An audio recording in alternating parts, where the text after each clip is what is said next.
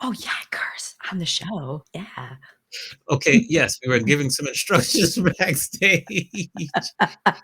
We Should we say the instruction we were giving? Because I think yes, that's my yes. favorite part.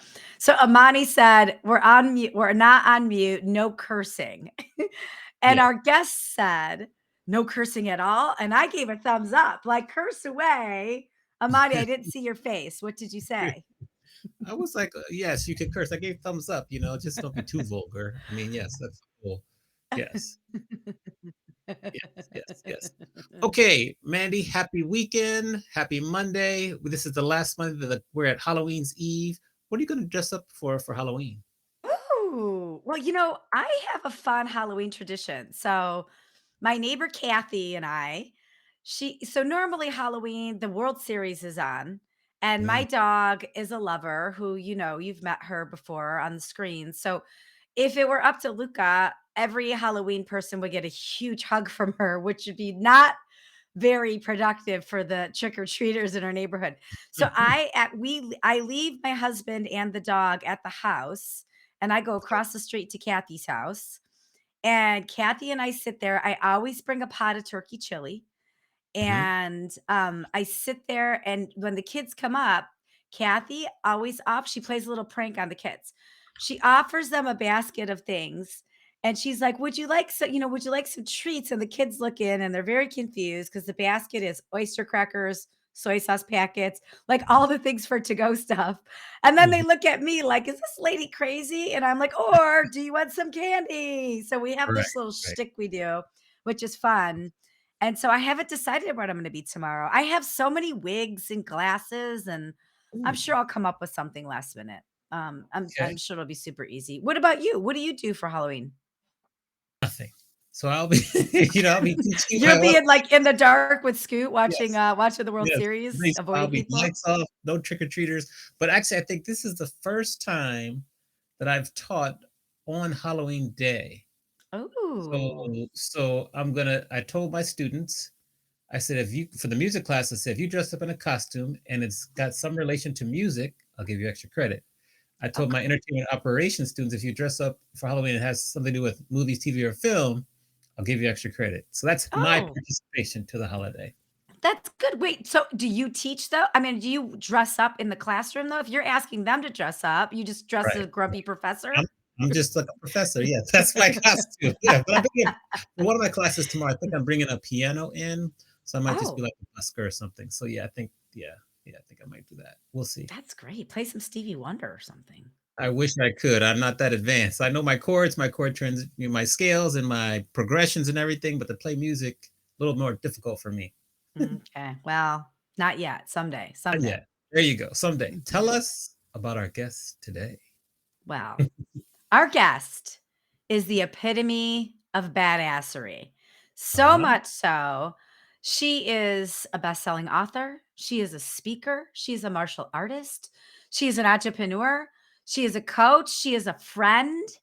And I first met her a couple years ago at WeCon, and instantly, you know how I do, I had to become friends with her because I thought she was awesome. And I think you've known her for a really long time as well. Amani, how long have you known Jen?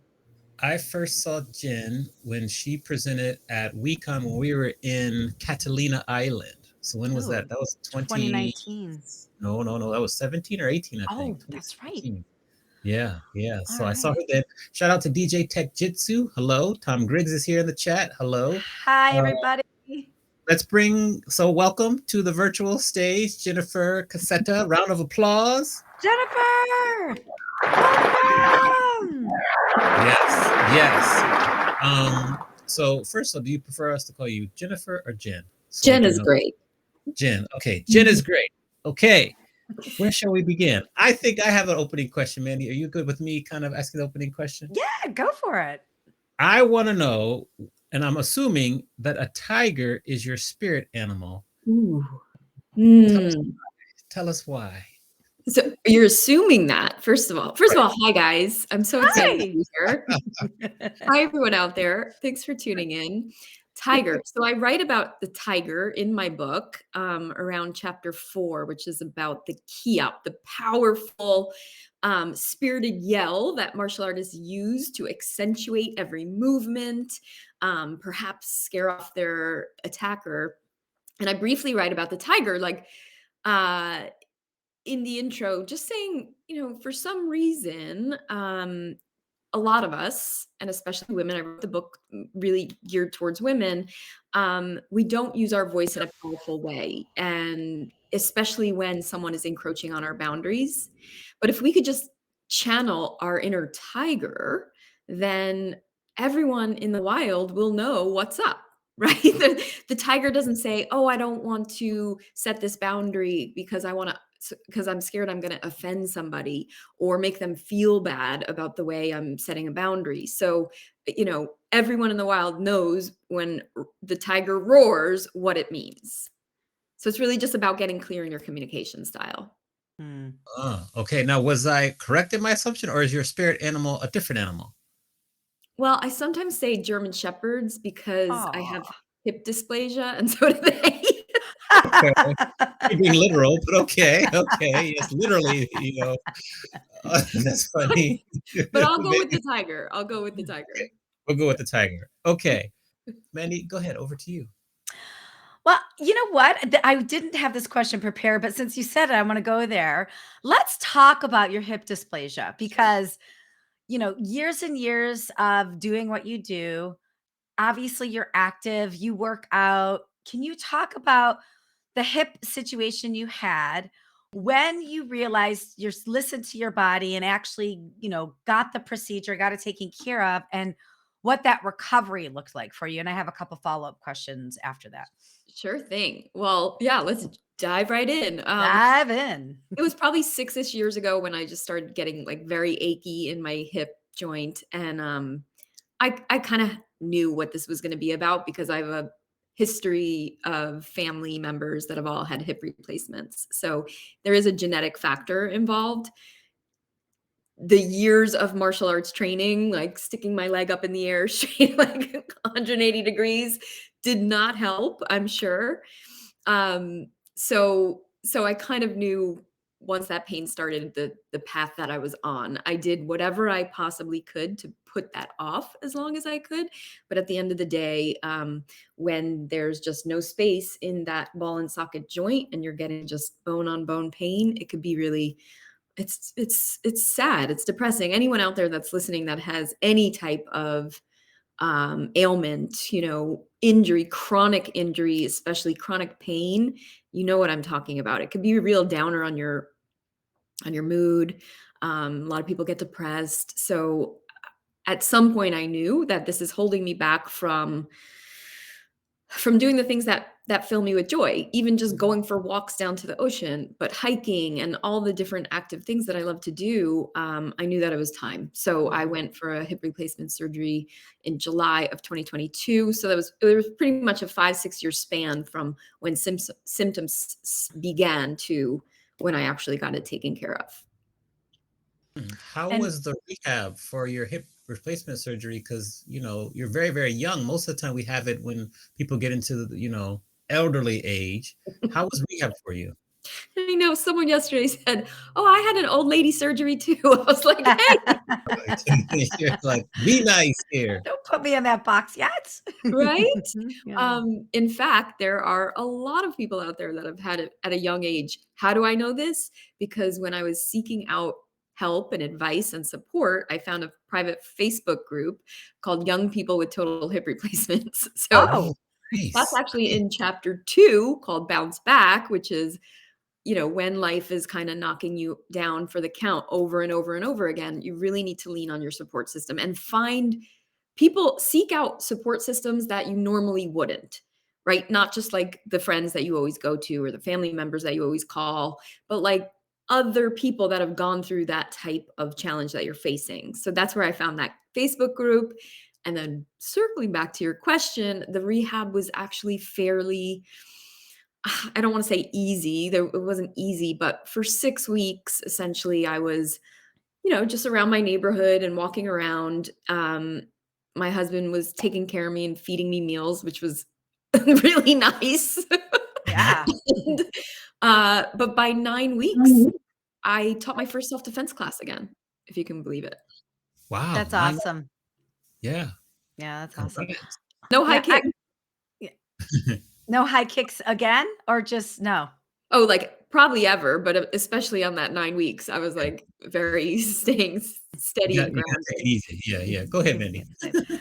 Well, I wanna hang here on mindset because I think so much your book, but so everybody her book is The Art of Badassery, and oh, she's got it right there. She's got it right there.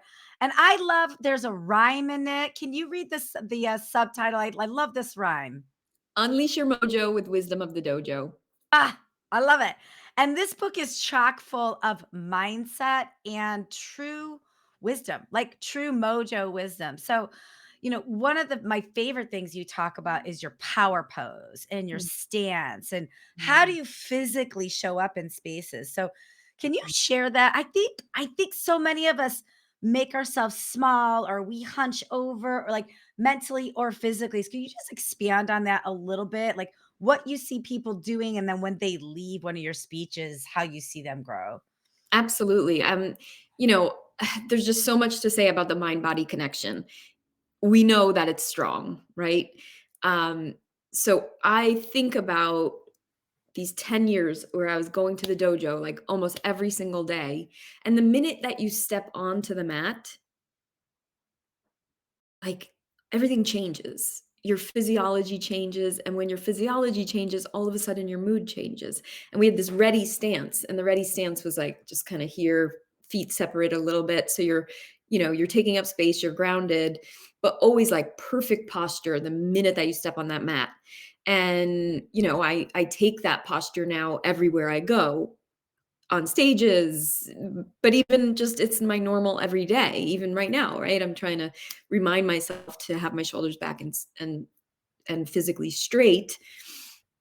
And that is a thing, right? I mean, it's studied with Amy Cuddy and her power posing talk. But even before that, I learned it from Tony Robbins and how you can change your state instantaneously 3 ways. And the first is your physiology. So if you're slumped and you're kind of not feeling so confident in the moment, you're naturally going to be rounded shoulders, rounded spine, not taking up space. The minute that you even if you're not feeling it yet, even if you're not feeling confident yet, the minute you change your physiology, all of a sudden your breathing is going to change. You're going to breathe more deeper. You're going to relax your nervous system.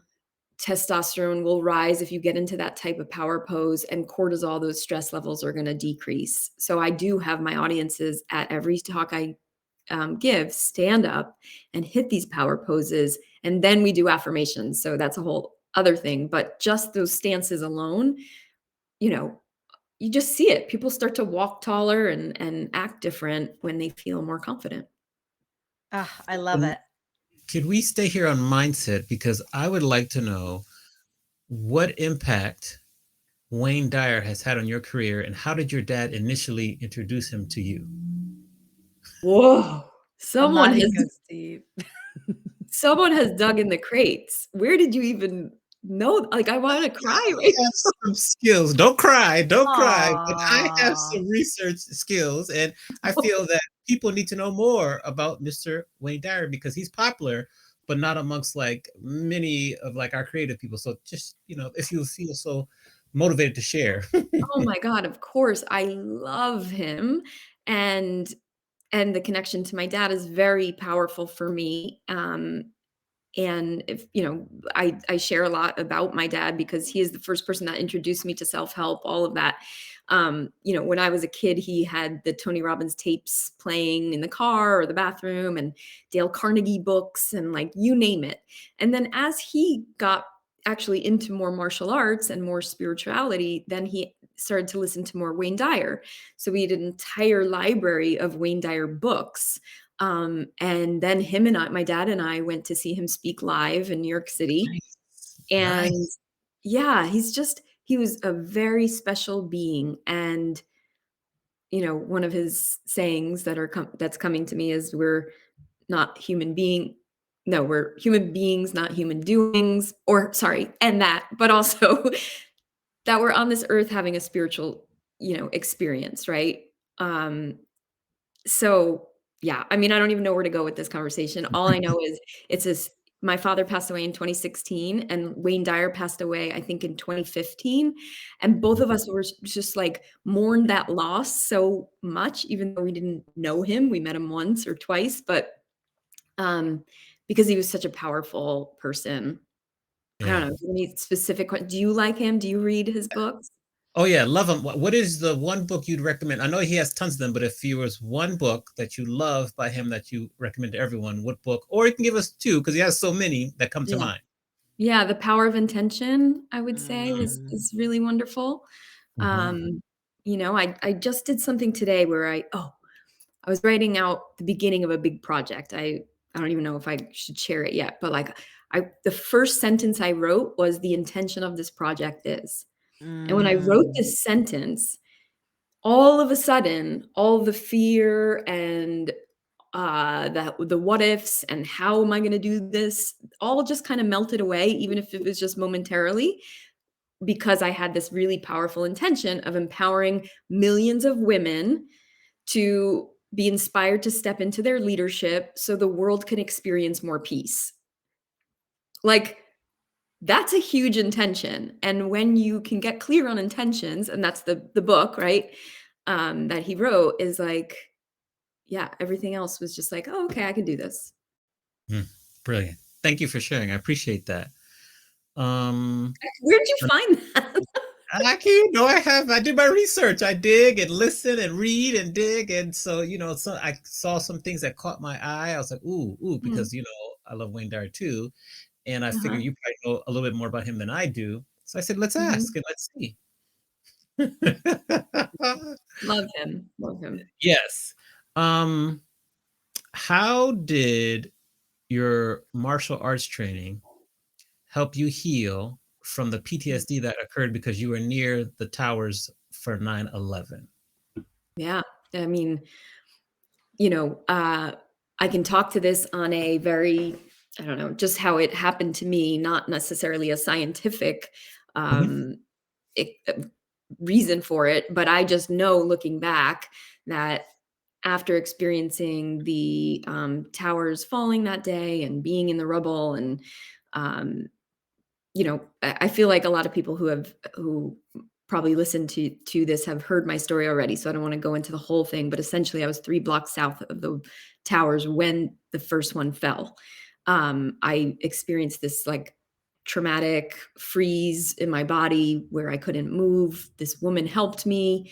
Together, we looked for shelter, and finally, I took her t Nancy, to the dojo later that day, and that's where I finally started to feel more calm, more safe, which became this metaphor for the weeks, months, and really years Mm. after September 11th of this security, this refuge, this very safe place that I felt so good every time I went there, stepping onto the mat, connecting mind, body, spirit, getting to work, feeling stronger in my body, mentally more confident, spiritually more on purpose. Um, so I believe, like I said, I can only do this looking back because at the time I didn't realize I was like working out my PTSD. Mm. But I can only see that, the breath work in martial arts is so important. The feeling strong in my body, again, that physiology connection to your mental state is so strong that change shifted for me. And really just over time, because I remember the months and even maybe a year or two that followed. I mean, the noises in New York City, like the trucks, the garbage trucks in the morning, or God forbid, on July 4th, the fireworks. I mean, they would still Mm. like, throw me Mm. into a panic attack. But I think it just faded over time. And again, with the martial arts training and the meditation and the all of it, really helped me. Okay. Awesome. Go ahead, Manny. I wanna hang in the self-defense piece because your tips, and if you are not following Jen Cassetta, follow her. Her information's scrolling at the bottom. She is an awesome follow on Instagram, TikTok, all the things, LinkedIn, all the things. But your tips, your self defense tips are so practical and so helpful. So, can you share what are the top 3 tips for somebody running? Let's just say you're running, you're hiking, you're by yourself. Maybe you're somewhere you know, maybe you're somewhere you don't know. Top Mhm, 3 tips that we can apply today that mhm. can protect ourselves if we need to use self-defense. Absolutely. So there's prior to leaving the house, I would always make sure you're sharing your location with someone. So there's tons of apps that you can do that, or just find my, on your iPhone, or, I know there's an Android version of that as well. So that's the first one, because I'm not going to be the person to say, don't go out, don't run alone, or don't go hike alone, because I do it. And I Mhm. think everyone should have that, feel safe in doing that. Just make sure someone knows where you're at and can find you if necessary. The second thing, which is usually the first thing, which is mindset. Again, it all boils back to trying to avoid danger when possible. And you do that through situational awareness. So just when you're out on that walk, hike, run, whatever it is, your mind is clear and open. Even if you have some music on in the background, just make sure that you're not 100% in the music. You're taking in information around you, you're scanning for red flags, you're checking your back from time to time, right? I mean, it's all pretty logical stuff. And then the third, which is a big one obviously, is I think it's so important that everyone has even just the basics of self-defense training. One class, right? Of course, I'd love you to have more, but not everyone's Mhm. gonna do it.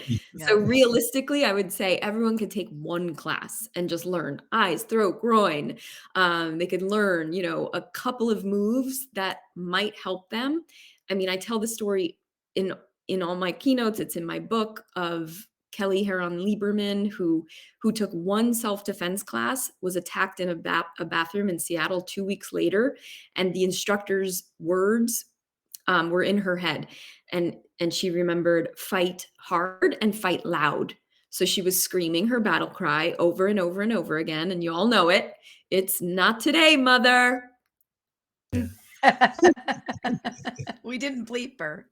She Yes, we mouthed it. didn't. She just, muted herself. So good, I good. kept I kept it clean for you. Aw, thank you. Yeah. I love that. I think self-defense is important. I think we forget about it, and I know I've had 2 stalkers. I had somebody, like, back in Ohio, I had a whole weird situation where there was a man that was tracking women and finding any woman that had a routine, saving their Mhm. license plates, forwarding it to his buddy that worked at the fire department, getting information on where we lived. What? And yeah, it was awful. It was this whole awful situation. I didn't Nothing happened to me, but when they apprehended him, they found a wall of addresses of women that he was about to target, and I was on there. And the very first thing that the police department did for all of us potential victims, was send us all to self-defense class. And Mhm. this was 25 years ago. I will never forget some of those things. And like you said, if you just take one self-defense class, like you're prepared more than anybody else, but I love the visuals that you give. Okay, one other thing. Can you share the story that happened last year of the woman that was working out in her apartment complex gym or Mhm. her home gym and what she did to get away? Because this was pretty globally, it was all over the news, but then you were featured on Good Morning America, and the Today Show, and all of that for showing like what she did great to help Mhm. herself. So can you explain Yeah. what that situation was and what she did to get out of the situation? Yes, and can I first just acknowledge you, Mandy, because that's a crazy, scary story that you just Mm, shared, and I feel like every time I have these type of conversations with women, all kinds of women, there's always a story. So I just yeah. want everyone to realize that this is not a one-off thing. Like, every single woman has some kind of weird, crazy story like that. Luckily, nothing happened to you, and I'm happy, but my Thank you. goodness. Thank you. Okay. So, Nayali, I think is her name. Nayali. I don't want to get it wrong, but she was in a gym in her apartment complex. Um, a guy was, trying to get in, and she just thought he was there to work out, so she let him in, right? I mean, I might have done the same thing.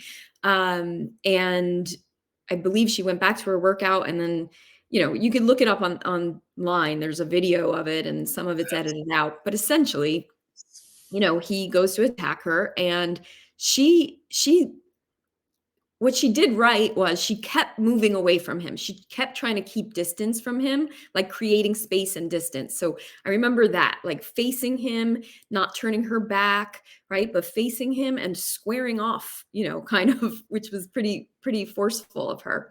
And then she used her voice in a really powerful way. I didn't hear her on the video. I don't know what she was actually saying, but she used her voice in a powerful way, her body language. She was a bodybuilder, so she already had this very empowering presence. He did get her down to the floor. She, was trying to wiggle her hips out of the way, which is something called the shrimp that we teach in a basic self-defense class, right? Try to get your hips out of the way of your attacker, to get your feet back up under you again. And honestly, I can't remember how the video ended. But I do know that she got away safely. I think he finally just gave up, to be honest. Just wore on him. Yeah. She just outlasted him. And that's an amazing lesson, I think, in business, in life, in self-defense, is if you could just keep going and not give up until everyone else quits, it'll happen. Mhm. Wow. Yeah. Now, if we continue on kind of like the tips and tricks theme. Mhm. What about sleep? Sleep is something that I struggle with immensely, and I know that you have shared and are good with giving like sleep tips and tricks. What ideas would you have for like me, it's a struggle for me to sleep maybe more than 6 hours? I can get Mhm. to sleep, and waking up early is the challenge, and then that is. So what advice would you have for me? Yeah, well, this goes to chapter 5, which is about elevating your energy, and then I talk a little bit about chi and your life force energy, and how this concept is so prevalent in Eastern culture, and yet here in the States we don't even address it. Right? We don't talk about our energy, and definitely don't have ways, or systems in place, I would say, to help elevate it. Sleep is one of the most important ways that we can take care of our energy, and again, for some reason, the older we get, like, the harder it is for a lot of people. Yes. What I suggest is having a nighttime routine. Do you have one already? Uh, Not really a good one. That Probably sounds like like a no. Sounds like a yes, no. that's Mommy. probably no, but probably like I may Mhm. like I'll maybe if I could read consistently, that would be my nighttime routine. Because I would like to read before I go to bed to kind of wind down. But I've been Yeah, very uh, delinquent yeah. about that. Well, that's the thing. We hear so much about these morning routines of CEOs, and da, da, da, and I have a morning routine. I love it. And I think it's as important to have a nighttime routine. So some way, an hour or so before you're going to bed, that you're setting yourself up for success. That means down regulating the nervous system. And there are many ways to do that. So it could be reading a book if that relaxes you. It could be journaling, gratitude journaling, even foam roll. Like, I have a foam roller by my bed, and sometimes I'll just do that to kind of release tension in the muscles when I'm super stressed. Lighting. What kind of lighting is in your bedroom, or wherever you are for the hour leading up to sleep? I have a very soft pink light that I put on in the bedroom and get the white lights off. Um, Smell, sound. So think of all of your senses and how you want to set those up intentionally. Sometimes, again, I don't do it every night. It changes every night, but for scent, you can have like a diffuser with lavender essential oil, um, music, or some meditation playing in the background, ocean waves, whatever works for you. Okay, that's good. You give some really good tips I hadn't thought about before. Now, my Mhm. follow-up would be, and it kind of goes back to what you were saying before about like resilience and not giving up, but it took you over 16 years to write your book. Why did it take you that amount of time? And what did you learn about resilience through the act of writing your book? Yeah, Ooh. I know. What Oh, good good one. questions. Good Both one. of you. We I'm bring so it. Mandy and I bring it. Yes. Money. So 16 years ago, I took a nonfiction book proposal writing class, and I never finished that book. And the reason was, and I own it all, was I gave up. I gave up because there was a couple people in the dojo that were in publishing at the time, and I asked them, and both of these people said to me, like, you don't have a big enough platform to get a publisher. Mm. And yeah, I know. Yeah. But how do you know if you don't know? Yeah. But I listened Yeah. instead of actually continuing to write the book. I put it aside and said one day. So it wasn't until 2020 when I made a commitment to myself that this was it. I'm going to write this book. And now it was a different book, right? Back then it was called Health in the City. And now it's The Art of Badassery. So different time, different intention, again, back to that word. And what did I learn about resilience? Oh, the rejections that you go through when you're getting trying to get a literary agent, then that literary agent pitching to all these publishers and either getting no's or ghosted completely. I mean, it was just like, it's an emotional roller coaster. So at some point you just have to learn how to ride it out. And that's resilience. Amen. Yes. I Yes. love that. Congrats to you for What coming back to it and for being resilient. Go ahead, man. Well, I want to stay on the book for a second because I think something that's really compelling about your speeches and about the book is how you relate the different levels of getting the belts to different parts of life and business. So can you walk us through that process? Because I that was very eye-catching for me. And I still think about that a little bit. I think other people, other business owners can think, how do I relate whatever it is that I do to something like that that is process oriented? So can you Mhm. just walk through how you lay that out in the book? Yeah, Yeah. absolutely. So it's essentially a framework, right? From white to yellow, orange, green, blue, red, black belt. Each chapter is a different belt level, and it goes through a journey like a martial artist. So the martial arts part is just a metaphor. Um, this is not written for martial artists, right? It's Mm, written for anyone because in life, like life is the dojo. It's where you do the work. It's where you're going to bump up against competitors. It's where you're going to bump up against people trying to knock you down, people, places, and things, right? Life happens. So, white belt is about embracing that suck, getting onto the mat, doing the hard things in life, and knowing that, hey, we're going to fail. We're probably going to fail more times than we succeed. And that's okay. Um, and then we move through bouncing back, strategies on how you bounce back from being knocked down. Orange belt is about blocking, setting boundaries. Green belt is about that voice, that roar that we talked about earlier. Blue belt, elevating your energy, the chi that I mentioned. Red belt, going within, slowing down to speed up, slowing down, having some type of mindfulness practice to help you tap into your intuition more easily, make less mistakes, really slow down to speed up. And then black belt is all about leadership Mm. principles that in the dojo really relate to life, especially for women. Can you explain slowing down to speed up and how that's been effective for your life? Big time. Yes, for sure. In how that translates in my world was meditation practice and really being serious about it, like not skipping a day. And over the years, it's gotten longer and longer, not intentionally, because I'm like, it has to be 5 minutes and 10 minutes or 15 minutes. Like it just happened naturally that way. Um, but essentially, myself included, the resistance to meditation is usually I don't have time.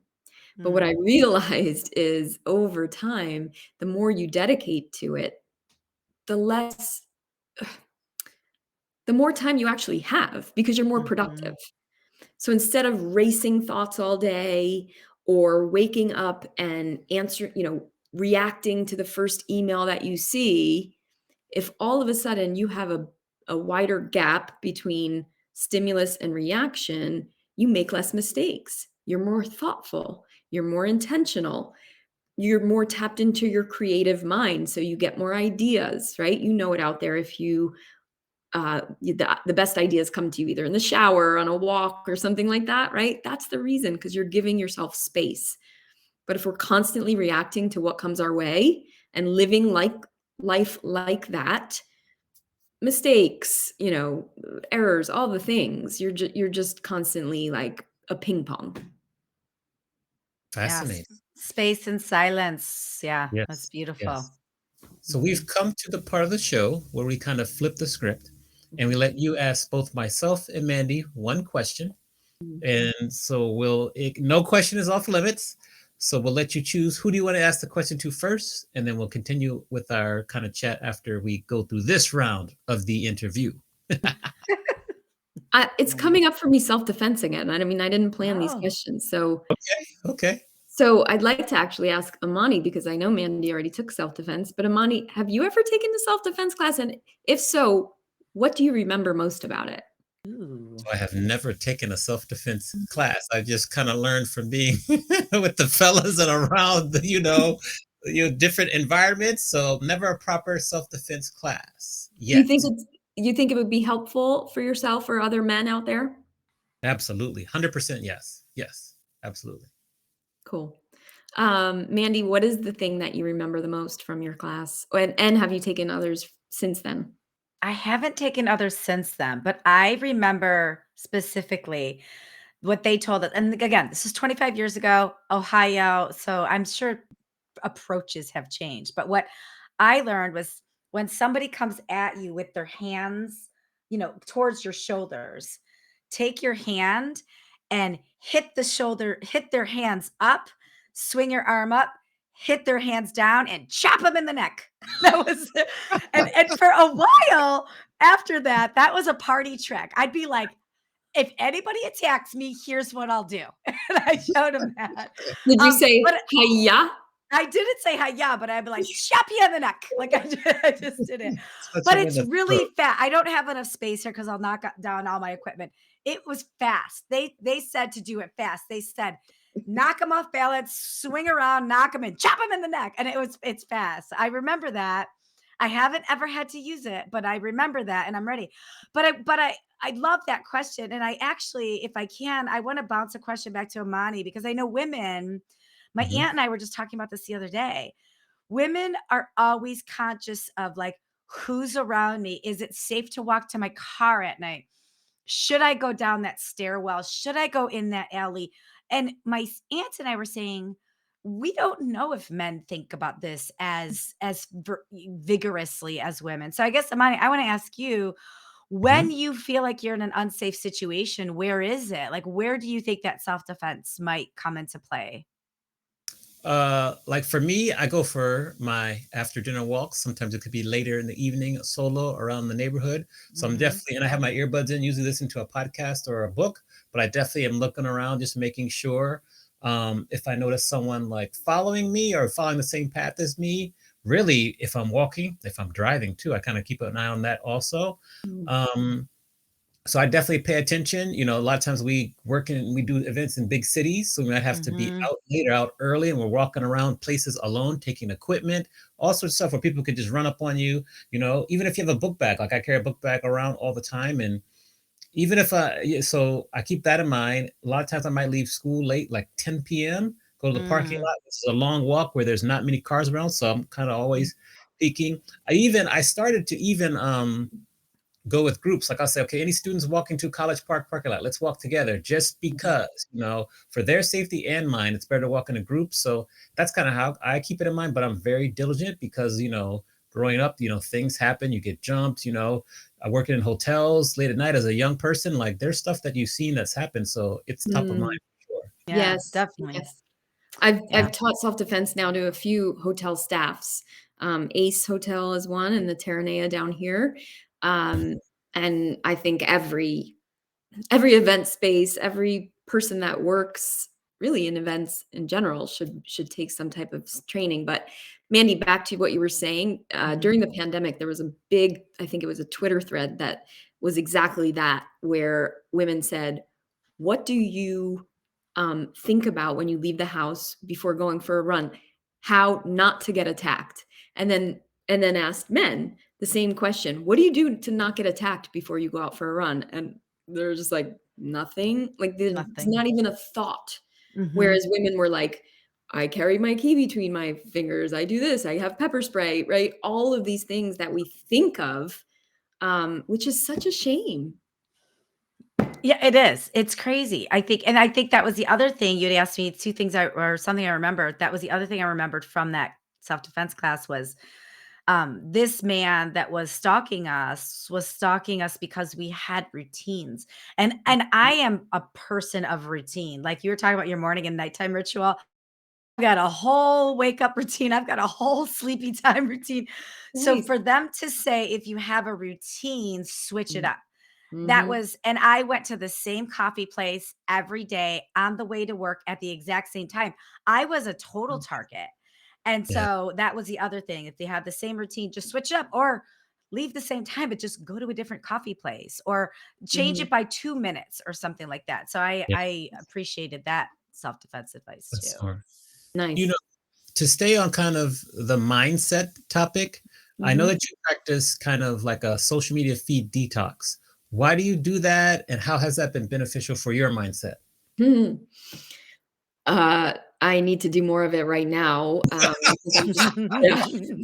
No, for real, because I'm consuming way too much news it's one Mm. thing I wanna be informed what's happening in the world, and I wanna do that on a global perspective as well, so I try to tune into, international news and stuff like that, but I also have to put limits on it because it could be really, really heavy, which again, it should be because that's what's happening in the world and that's the reality, and, uh having a container for it, I think is important, and not just letting myself open my, Instagram any time of the day, and then all of a sudden it's there. So that's a heavier issue.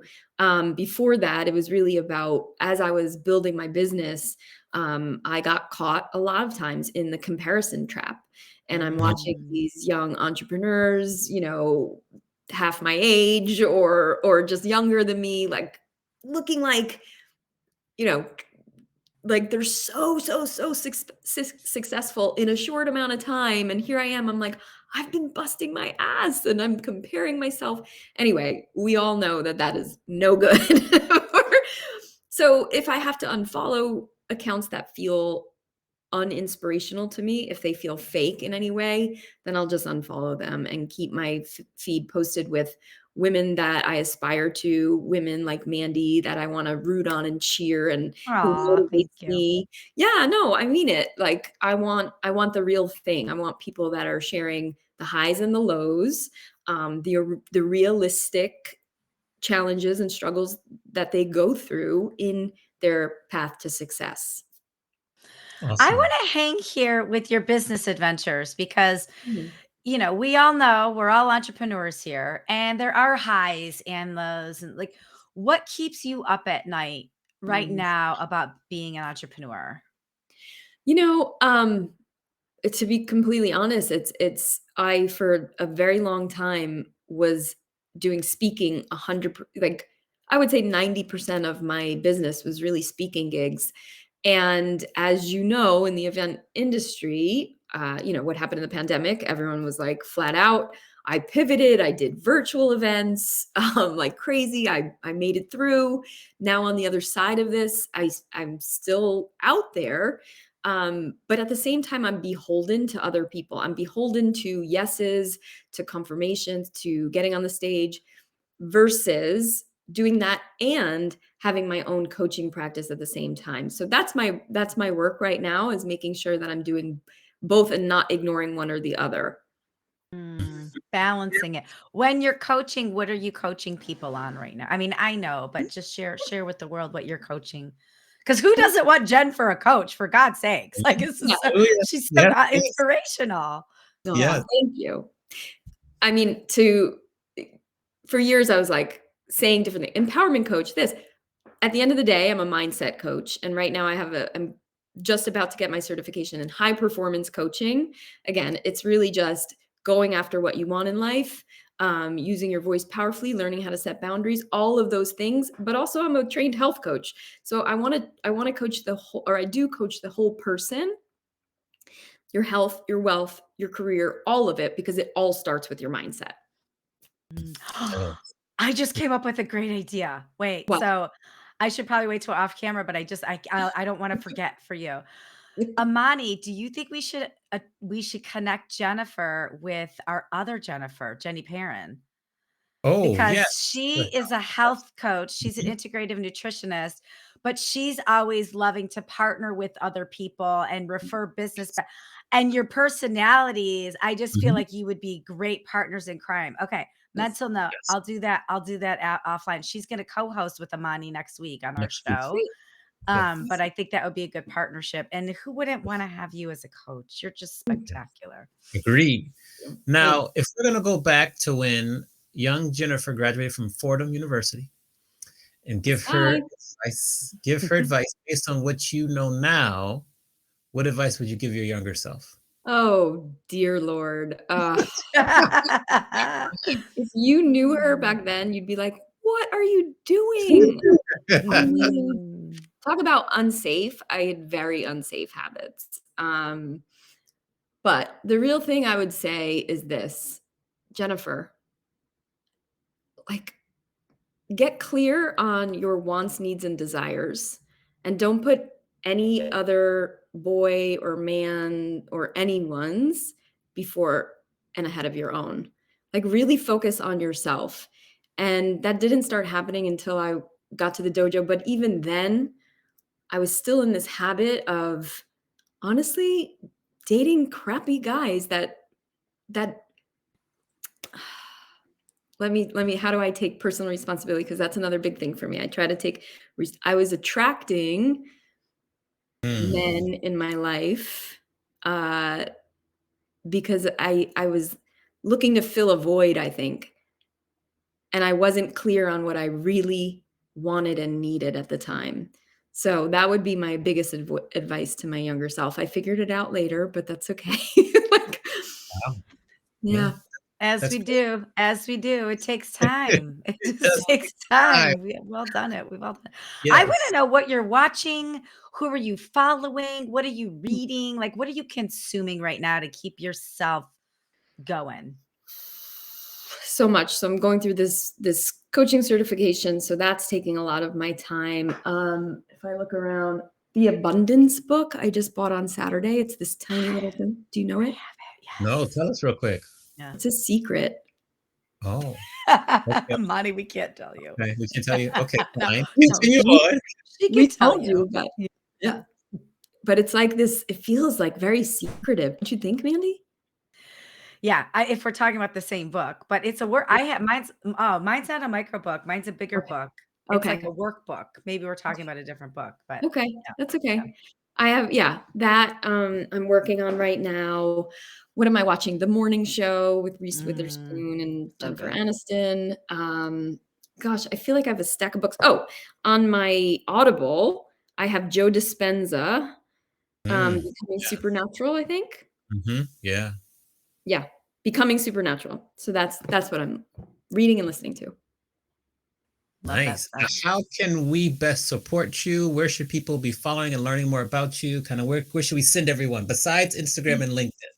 Besides Instagram and LinkedIn, my website is jennifercassetta.com if you want to check anything out there. My TEDx talk is there to watch if you want to do that, or grab a copy of the book if you want to go a little Yes. deep dive with me.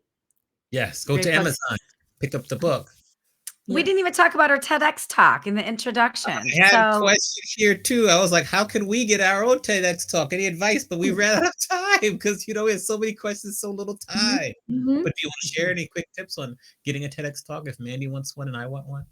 Absolutely. I shared with Mandy how mine occurred, but basically during the pandemic, I applied to 3 different talks Mhm. because they weren't all happening during the pandemic. So I only found 3 to apply to. If it was nowadays, I probably would applied to like 10. Right. Um, so find as many as you can and try to do it in where you can drive to, um, because you have to remember that it's all going to be out of pocket and you know cost to travel there and everything.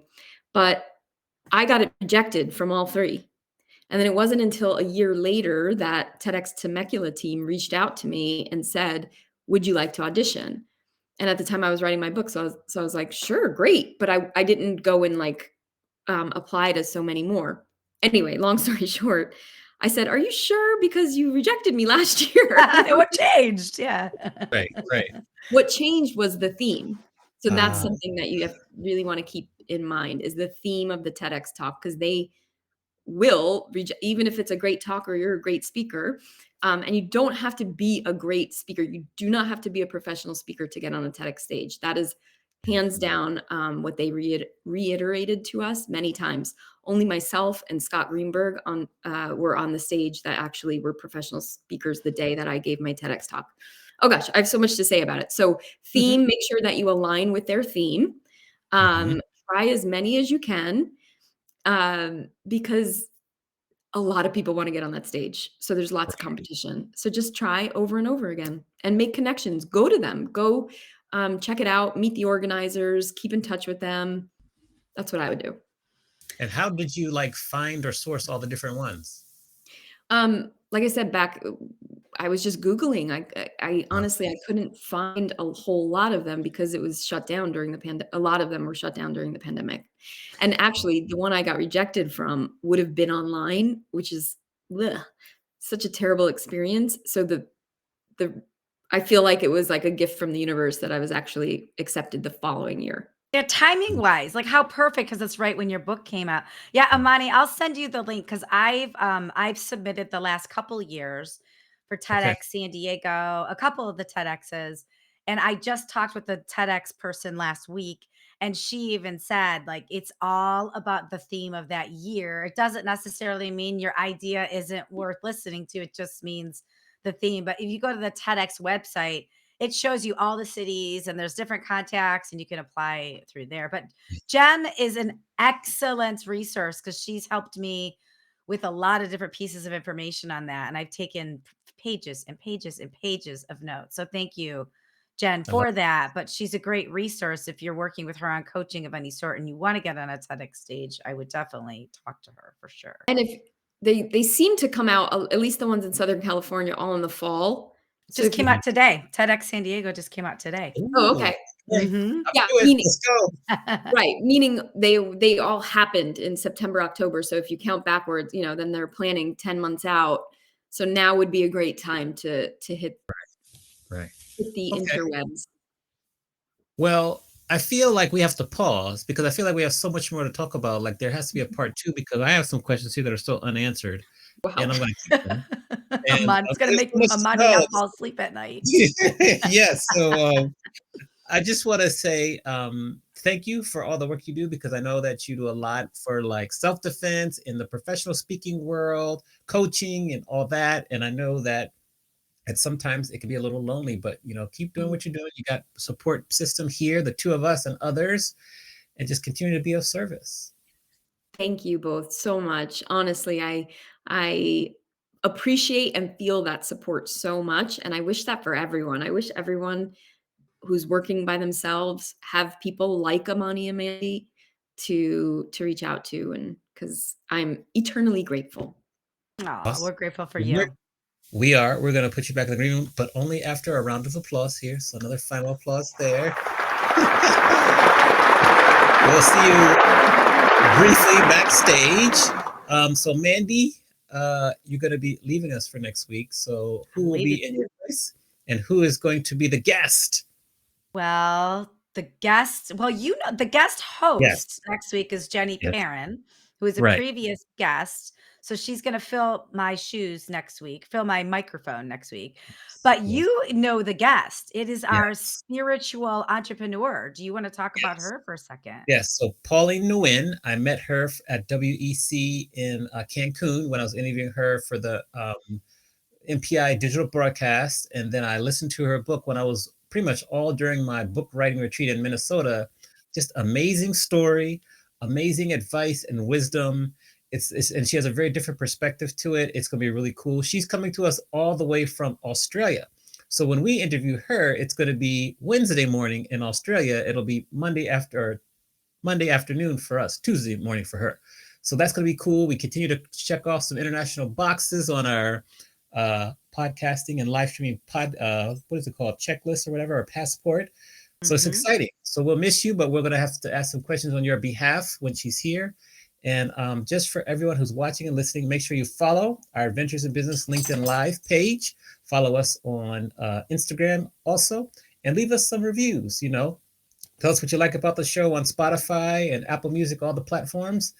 And we're just so appreciative of your support and your attention for this 1 hour every Monday at 4 p.m. Eastern and 1 on the West. Thank you, everybody. And this is the first time we've live streamed from our Adventures in Business channel on LinkedIn. So thank you for those that followed us that made that possible. And tell Yes. everybody so we could keep streaming from our LinkedIn channel, the Adventures in Business LinkedIn channel. Super big Exactly. achievement for us. Exciting. All right. See everyone next week. Take care. Be safe. Bye. Bye.